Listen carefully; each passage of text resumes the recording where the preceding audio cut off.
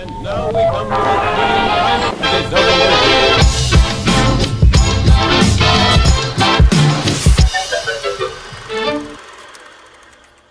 Pagsamahin natin ng patatas, hotdog at itlog, makakagawa na tayo ng pang-almusal or pang-merienda. Nag-slice na tayo. Ipisan lang natin. Ganito lang siya kaninipis. Saka natin istanting ng slice.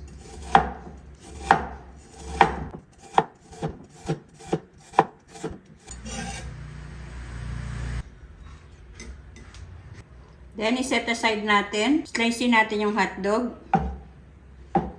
Maninipis lang. Maliit na sibuyas na puti. Isang bell pepper. Slicein din natin ng maliliit. Magbati tayo ng itlog. XL po ito.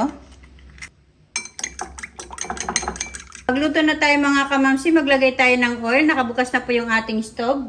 Mainit na yung ating oil. Prituhin muna natin yung ating hotdog. Medyo na golden brown na yung ating hotdog, tanggalin na natin. Igisa na rin natin yung ating sibuyas at saka yung ating bell pepper. So ayan, okay na yan. Tanggalin na lang natin. Seconds lang yan mga kamamsi na iginisa ko. So, after natin maigisa yung ating mga pang-toppings, ilagay na natin yung ating patatas.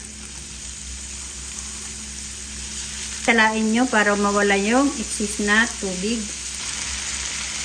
Then, i-form nyo into circle. Nagdagdag ako ng isang itlog. I-compress nyo lang na ganyan. Saka natin ilagay yung ating itlog.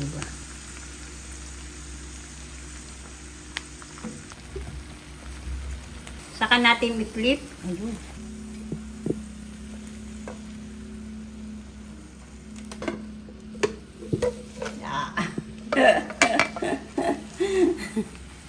Gagamit ako ng UFC ketchup. Oh, para mas mabilis. Ganyan na natin. Na nating artihan. Saka natin yan i-spread. Oh, di ba mas mabilis? Ilagay na natin yung ating hotdog na pinirito kanina.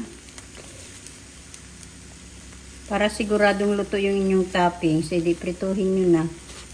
Parang tipid na tipid naman ako sa toppings ko.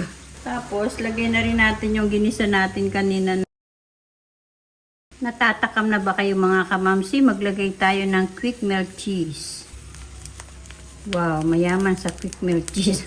And then, saka natin yan takpan at para mag-melt yung ating cheese. Check natin mga kamamsi.